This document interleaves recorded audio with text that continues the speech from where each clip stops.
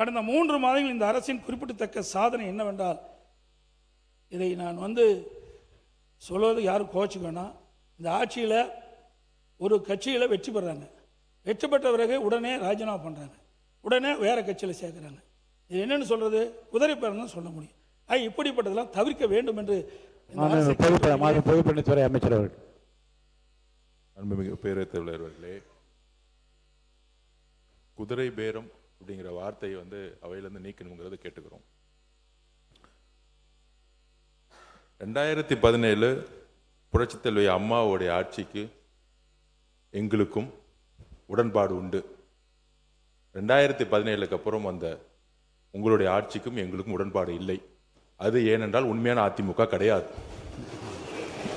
அது அம்மாவுடைய அதிமுக கிடையாது. நீங்க சொல்லும்போது உட்காருங்க. குதிரை பேரம்னு சொல்றதுக்கு நான் விளக்கம் கொடுக்கணும். அம்மாவோட அதிமுக இருக்கிற வரைக்கும் நீட் கொண்டு வரப்படவில்லை, ஜிஎஸ்டி கொண்டு வரப்படவில்லை, சிஏஏ கொண்டப்படவில்லை, சிஏஏ கொண்டு வரப்படவில்லை. உங்களுடைய ஆட்சியில் தமிழகத்தினுடைய நலனுக்கு எதிராக டெல்லியுடன் சரண்டர் ஆனீங்க நீங்க. அதனால்தான் எங்களுடைய முதலமைச்சர் நீத்து போன அதிமுகன்னு சொன்னார். அதனால உங்கள் மீது நம்பிக்கை இருந்தால் சட்டமன்ற உறுப்பினர்கள் ரிசைன் பண்ணி தமிழக வெற்றி கழகத்தில் சேர வேண்டிய அவசியம் இல்லை. உங்கள் தலைமை மீது அதிமுக தொண்டர்கள் முழுவதுமாக விலகியதால் தான் தமிழக வெற்றி கழகம் உண்மையான புரட்சி தலைவர் எம்ஜிஆருடைய விசுவாசிகளும் அம்மாவோட விசுவாசிகளும் இன்றைக்கு தமிழக வெற்றி கழகத்தில் இணைந்து பணியாற்றிட்டு இருக்கார்கள். அதனால உங்களுடைய வார்த்தைகள் குதிரை பேரம் சொல்வது என்பது தவறு. கிட்டத்தட்ட 40 நிமிடம் பேசிக் கொண்டிருந்தார் முன்னாள் முதலமைச்சர் அவர்கள். நாங்கள் எதுவும் பேசவில்லை. ராஜினாமா செய்ய வேண்டியது அரசியலமைப்பின்படி எல்லோருக்கும் உரிமை இருக்கிறது. ஒரு கட்சி தலைமை மீது நம்பிக்கை இழக்கும் பொழுது முன்னாள் அமைச்சர்களும் சரி, எம்எல்ஏக்கும் சரி, விலகி மாற்று கட்சிக்கு சேருவது இயல்பு. அதனால் அவையில் தேவையில்லாமல் சில வார்த்தைகளை சொல்லக்கூடாது எங்களுடைய தாழ்மையான வேண்டுகோள். உறுப்பினர் எரிசக்தி துறை சட்டத்துறை அமைச்சர், சட்டத்துறை அமைச்சர் அவர் சொல்லி முடிச்சிருங்க. பேசுங்க, ஏதோ சொல்லணும். இடையில குறுக்கிடாதீங்க, கடைசியா பேசுங்கன்னு சொன்ன இல்லையா, கடைசியா இப்ப பேசுங்க. மாண்புமிகு பேரவைத் தலைவர் அவர்களே, மாண்புமிகு முன்னாள் முதலமைச்சர் பேசும்பொழுது மின்சார கட்டணம் உயர்த்தப்பட்டுள்ளதா சொல்லியிருந்தார். அந்த மாதிரி எந்த வகையிலும் மின்சார கட்டணம் உயர்த்தப்படவில்லை. அது இல்லாமல் மதுரையில் இந்த சிறைவாசி, அதாவது சிறைத்துறையில சிறையில் இருந்தவர் மரணம் அடைந்தான்னு சொல்லியிருக்கார்.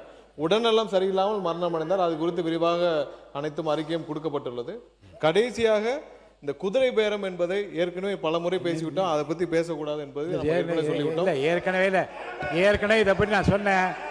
குதிரை பேரம் இல்லை, கழுதை பேரம் இல்லை, முடிச்சிருங்க, பேசக்கூடாது, நீக்கப்படுகிறது சொன்னேன். இப்போ அந்த வார்த்தை நீக்கப்படுகிறது. யாரும் இங்கே கூவாத்தூரில் நடந்ததை பற்றி யாரும் பேசவில்லை. இது ஒன்றும் கூவாத்தூர் இல்லை. குதிரை அவர்கள் தானாக முன்வந்து அவர்கள் தலைமை மீது அதிருப்தி கொண்டு அவர்கள் தானாக முன்வந்துதான் ராஜினாமா செய்தார்கள். இங்கே எந்த கூவாத்தூரும் நடக்கவில்லை. அவை முன்னவர் அவை முன்னவர்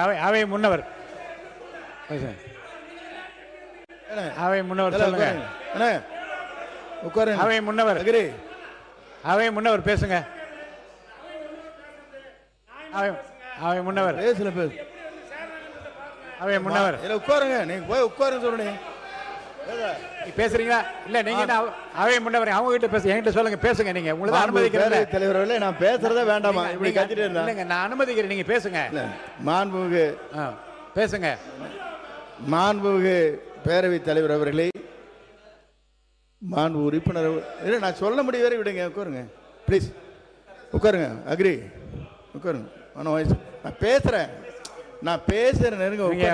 அவை முன்னவர், நீங்க ஒரு எக்ஸ்பீரியன்ஸ், நீங்க என்ன பார்த்து பேசுங்க. அவங்கள்ட்ட பேசுங்க. மாண்புமிகு இல்லை இல்லை மாண்புமிகு இல்லை இல்லை இல்லை மாண்பு இல்லை மாண்புமிகு பேரவைத் தலைவர் அவர்களே, உங்களுக்கு உட்காருங்க. மாண்பு உறுப்பினர் பேசுறதுல உறுப்பினர் முக்கூர் சுப்பிரமணியம் போய் உட்காரு. நீங்க உள்ள இங்க போய் உட்கார், அவங்க இடத்துல உட்காருங்க. இருங்க, பேச வைக்கிறேன், பதில் சொல்ல வைக்கிறேன். உங்களுக்கு பதில் சொல்றதுக்கு அனுமதி தரேன், உட்காருங்க. இல்ல நீங்க உறுப்பினர் முக்கூர் சுப்பிரமணியம் அவங்க இருக்கையில போய் அமருங்க. எல்லாரும் அவங்க இருக்கையில அமருங்க. இப்ப அவர் சொன்னதுக்கு பதில் சொல்றது உங்களுக்கு நான் நேரம் தரேன், உட்காருங்க. பாருங்க, அருமையா இருங்க. 45 இருங்க. முன்னாள் முதலமைச்சர் இல்லைங்க, முன்னாள் முதலமைச்சர் உட்காருங்க. உட்காருங்க.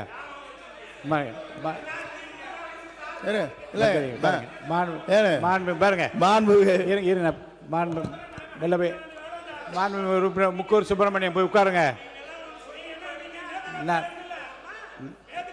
உட்காருங்க.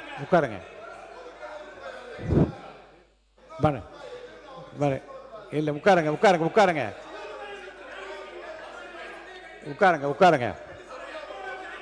உட்காருங்க. இருங்க. வரிசையா கோர்வையாக இருங்க. உட்காருங்க.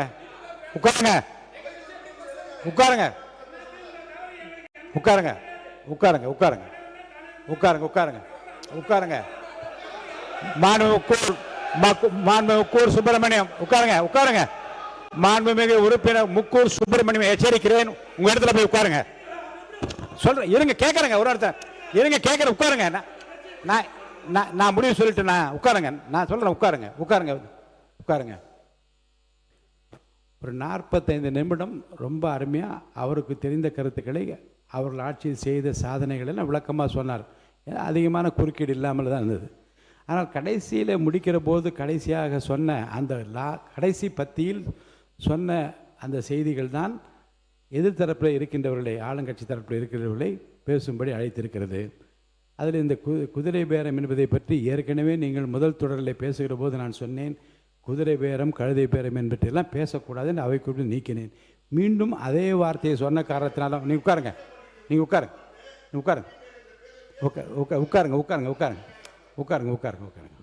நீங்கள் 2 பேரும் சேர்ந்து பேசுறது எனக்கு தெரியும். அமைதியாக உட்காருங்க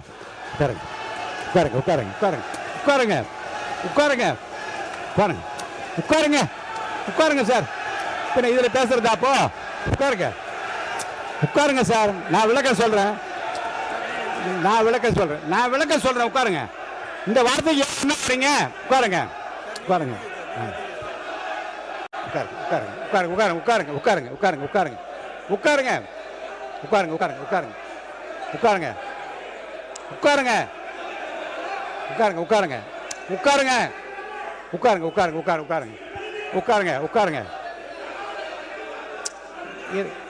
அந்த வார்த்தை இல்லங்க, குதிரை பேர் என்ற வார்த்தைன்னு சொன்ன உடனே அவரே என்று சொல்ல 2 பேரும் அந்த வார்த்தைக்கு ஏன் உடன்படி என்று கேட்கற. உட்காருங்க.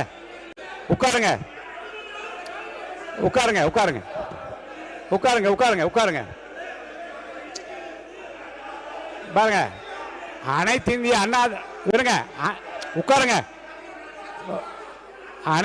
அண்ணா திராவிட முன்னேற்ற கழக உறுப்பினர்கள் அவர்கள் உரிமையை நிலைநாட்ட முயற்சிக்கிற போது உட்காருங்க.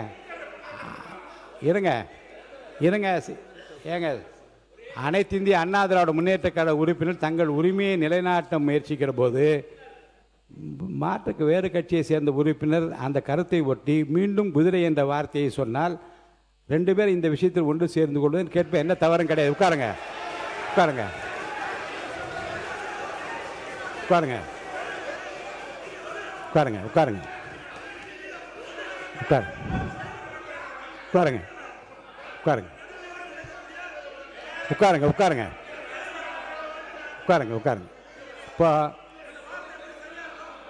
இப்போ வாங்க, மாண்பு உறுப்பினர் பேசுங்க. மாண்புமிகு எதிர்கட்சி கொறடா பேசுங்க. மாண்புமிகு பேரவைத் தலைவர்களே, உட்காருங்க. நம்முடைய முன்னாள் முதலமைச்சர், நீங்கள் சொன்ன மாதிரி சிறப்பாக பேசிக்கொண்டார். நம்ம எல்லாமே அவருடைய பேச்சை கவனித்து கொண்டு தான் இருந்தோம். கடைசியாக இறுதியாக ஒரு கருத்தை சொல்லுகிற பொழுது மாண்புமிகு அமைச்சர் பெருமக்கள் இருந்து அதற்குரிய விளக்கங்கள் என்ற பேரில் சிலர்கள்லாம் சொன்னாங்க. அது அவர்களுக்கு ஆத்திரத்தை மூட்டுகிற அளவுக்கு அந்த நிகழ்வு இங்கே நடைபெற்று விட்டது. அதற்காக நீங்கள் ஒரு நடுநிலையாக ஏதோ ஒரு தீர்ப்பு சொல்வதற்காகத்தான் அமைதிப்படுத்தி கொண்டிருக்கிறீர்கள். உங்களுக்கு சப்போர்ட் பண்ண வேண்டும் என்ற அந்த அடிப்படையில் தான் எங்களுடைய உறுப்பினர் என்ன சொன்னார்னா, இந்த கழுதை குதிரை என்ற பேரில் ஏற்கனவே வழக்கு மன்றத்திலே வழக்கு நடைபெற்று கொண்டிருக்கிறது, அது ஒன்றும் தவறான என்று அவர் சொன்னார். அவ்வளோதான். நீங்கள் அதுக்காக அவருக்கு நீங்கள் ரூலிங் கொடுக்கலாம். இல்லை நீங்கள் அதை சொல்லான்னு கூட சொல்லலாம். நாங்கள் 2 பேரும் ஒன்றா சேர்ந்து கொண்டுன்னு ஒன்று சொன்னீங்க பாருங்கள், அது மாதிரி இல்லை, அது மாதிரி கிடையாது. அந்த அவசியம் எங்களுக்கு தேவையில்லை. அது எங்களுக்கு தேவையில்லாத ஒன்று. இல்லை நான் சொல்ல விரும்பியதும் நான் சொல்ல வந்ததும் இல்லை. குதிரை என்று சொன்ன உடனே 2 பேரும் ஒன்றாக சேர்ந்து நான் சொன்னேன். பேரவைத் தலைவர், உங்களுடைய பேச்சுக்கு உள்நோக்கம் கற்பிக்க வேண்டிய அவசியம் எங்களுக்கு இல்லை. அது செய்யவும் மாட்டோம். இல்லை, உள்நோக்கம் இல்லை. இல்லை, அது செய்யவும் மாட்டோம் நாங்கள். ஆனால் என்னன்னா, நாங்கள் எதிர்க்கட்சி என்ற அடிப்படையில் தான் எங்களுக்கு அந்தஸ்தெல்லாம் கொடுத்து எங்களுக்கு எதிர்க்கட்சி என்று வைத்திருக்கிறீர்கள். உங்களுடைய பேச்சை முழுமையாக நடுநிலையாக நீங்கள் நடத்தி கொண்டிருப்பது தான் எங்களுக்கு இருக்கிற பாதுகாப்பை. அவருக்கு பதில் சொல்ல வேண்டும் என்ற அடிப்படையில் ஏதோ ஒரு நிலையாற்றில் எப்படி நீங்கள் சொல்லிட்டீங்க. ஆனால் அது அப்படியல்ல. நாங்கள் வேற கட்சி, அவங்க வேற கட்சி, அவங்க ஆண்ட கட்சி, நாங்களும் ஆண்ட கட்சி. அடுத்த முறை ஆடலான்னு நாங்கள்லாம் திட்டம் போட்டிருக்கிற கட்சி எங்கள் கட்சி. அடுத்த முறை நாங்கள் தான் ஆளணுன்ற திட்டம் போட்டு கொண்டிருக்கிற கட்சி. இப்படிப்பட்ட நிலையில் அவங்களுடைய பிரச்சனையை நீங்கள் தீர்ப்பதற்குத்தான் வேண்டிய முயற்சி செய்யணும் மொழிய அந்த குற்றச்சாட்டு நாங்கள் இல்லை. அது மாதிரி நாங்களாகணும் ஒன்றா இல்லை. பள்ளிக்கல்வித்துறை அமைச்சர் அவர்கள் பள்ளிக்கல்வித்துறை முடிச்சிருங்க. மாண்புமிகு பேரவைத் தலைவர் அவர்களே, உண்மையிலேயே தமிழக சட்டமன்ற வரலாற்றை புரட்டி பார்க்கிற பொழுது நமக்கு கிடைத்திருக்கக்கூடிய பேரவைத் தலைவர் என்பவர் முதல் முறை ஆட்சியினுடைய தினசரி தகவல்களை நேரலையில் தருபவர் மட்டுமல்ல, முழுமையான நேரலை முதல் முறையாக வரலாற்றிலேயே உங்கள் மூலமாக தான் சென்று கொண்டிருக்கிறது. 2 கிட்டத்தட்ட 40 மணித்துளிகள் மதிப்பிற்குரிய முன்னாள் முதல்வர் அண்ணன் எடப்பாடியார் அவர்கள் பேசுகிற பொழுது அத்தனை கருத்துகளும் எதிர்கருத்துகள் இருந்த போது கூட அதை அதிகம் இடைச்சல்கள் செய்யாது முழுமையாக கேட்டு முடித்து, அதன் பிறகு இறுதியில் அவர் சொல்லக்கூடிய சில கருத்துக்கள் மீது அவரே சொன்னார், இது கேட்கும்போது கஷ்டமா இருக்கும்னு. அந்த கருத்துக்களுக்கான எதிர்வினையாக இங்க பேசும்போது கூட ஒவ்வொரு கட்சிக்கும் ஒவ்வொரு உறுப்பினர்களுக்கும், ஆளுங்கட்சி மட்டும் பேசாது, எதிர்கட்சி சகல கட்சி உறுப்பினர்களுக்கும் நியாயமான உண்மையிலே அவர்களுக்கு தேவையான நேரத்தை ஒதுக்குவதையும் முதல் முறையாக வரலாற்றிலே இப்படி ஒரு பேரவைத் தலைவர் கிடைத்திருப்பது எங்களுக்கெல்லாம் ஒரு மிகப்பெரிய பொக்கிஷம். ஆனால் எங்களை போன்ற வளர்ந்து வரக்கூடிய இளம் தலைமுறையை சார்ந்தவர்கள், இங்க இருக்கக்கூடிய அத்தனை பேருமே மூத்தவர்கள், அண்ணன் சுப்பிரமணியனர்லாம் மூத்தவர், இங்க இருக்கவங்க எல்லோருமே பல தேர்தல்களை பார்த்தவர்கள்.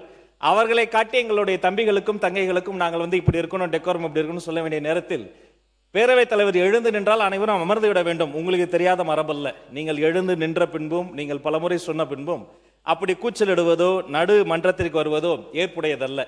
கருத்தை கருத்தால் எதிர்கொள்வோம். நீங்கள் சொல்லக்கூடிய விமர்சனத்தில் ஆக்கப்பூர்வமான விமர்சனங்கள் இருந்தால் அதை முதலில் செவிமடுத்து அதை செயல்படுத்து என சொல்லக்கூடிய தலைவர் தான் எங்களுடைய மாண்புமிகு முதல்வர். நீங்கள் பேசுகிற பேச்சில் ரசிக்கும்படியான பேச்சு இருந்தால் அதை பாராட்டக்கூடிய முதல் ஆளாகவும் தமிழக வெற்றி கழகம் தான் இருக்கும். எனவே ஆக்கப்பூர்வமாக, ஆரோக்கியமாக கருத்தை கருத்தால் எதிர்கொள்வோம் என்பதை உங்கள் மூலமாக தெரிவித்துக் கொள்கிறேன். மாண்புமிகு முன்னாள் முதலமைச்சர் எடப்பாடி பழனிசாமி அவர்கள். மாண்புமிகு பேரவைத் தலைவர்களே, ஒரு கட்சி சார்பாக போட்டியிட்டு அந்த கட்சியை வேட்பாளர் வெற்றி பெறுவதற்கு எவ்வளவு கடுமையான உழைப்பார்கள் சிந்தித்து பார்க்கணும். இங்கே வந்திருக்கிற எல்லா எம்எல்ஏக்கும் தான் பொருந்தும். இதே எங்க எம்எல்ஏ மட்டும் பொருந்தும்னு நினைக்காதீங்க, அனைவருக்கும் பொருந்தும். ஒரு சட்டமன்ற உறுப்பினரை தேர்ந்தெடுப்பதற்கு அந்த கட்சியின் சார்பாக சுமார் 6000 பேர் பணியாற்றினா தான் அந்த வேட்பாளர் வெற்றி பெற முடியும்.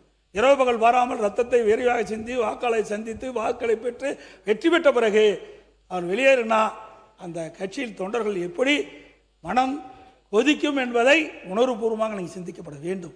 நீங்கள் முதல் எம்எல்ஏ ஆகிருக்கிறீங்க, நான் 6 முறை எம்எல்ஏ ஆகியிருக்கிறேன், அப்படிங்களா, ஒரு முறை நாடாளுமன்ற உறுப்பினர் ஆகிக்கிறேன். ஆக சிந்திக்க வேண்டும். அந்த அடிப்படையில் நான் ஒரு கட்சியுடைய பொதுச்செயலாளர் என்ற அடிப்படையில் எங்களுடைய கட்சியின் சார்பாக அறிவிக்கப்பட்டு தலைமை அறிவிக்கப்பட்ட அந்த அறிவிப்புக்கு இணங்க அனைத்து இந்திய அண்ணா திராவிட முன்னேற்ற கழக கட்சி நிர்வாகிகள், எங்களுடைய கூட்டணி அங்க வைக்கின்ற கட்சியுடைய நிர்வாகிகள், தொண்டர்கள் அத்தனை பேரும் உழைத்து தான் இவ்வளவு பேர் வெற்றி பெற்றிருக்காங்க. அதனால தான் அந்த கருத்தை சொல்ல வேண்டிய நிலைக்கு நான் தள்ளப்பட்டேன் என்பதையும் தங்களுடைய கவனத்துக்கு கொண்டு வரேன். அதோட நாங்களுடைய சொன்ன கருத்து உண்மையிலேயே உண்மையை காயப்படுத்தி இருக்குது. 2 பேரும் ஒன்னா சேரல இல்ல, நீங்க இருந்த காலத்திலயும் ஒன்னா சேரல, நாங்க இருக்கிற காலத்திலயும் ஒன்னா சேரல என்பதையும் இந்த நேரத்தில் தெளிவுபடுத்துகிறேன். ஒரு விளக்கம் மட்டும் நான் சொல்லிடுறேன். குதிரை பேரம் என்று உங்கள் தரப்பில் சொல்லப்பட்டவுடன் குதிரையும் அல்ல கழுதையும் என்று சொல்லி முடித்த பிறகு அவர் அதை ஒட்டி பேசியதால் இந்த கருத்தில் 2 பேரும் உடன்படி என்ற அர்த்தத்தில் தான் நான் சொன்னேனே தவிர நீங்கள் அது வேறு அர்த்தத்தில் நீங்கள் அர்த்தப்படுத்திக் கொள்ளக்கூடாது. அடுத்து நீங்கள் இப்போ முடிங்க, நீங்கள் முடிங்க.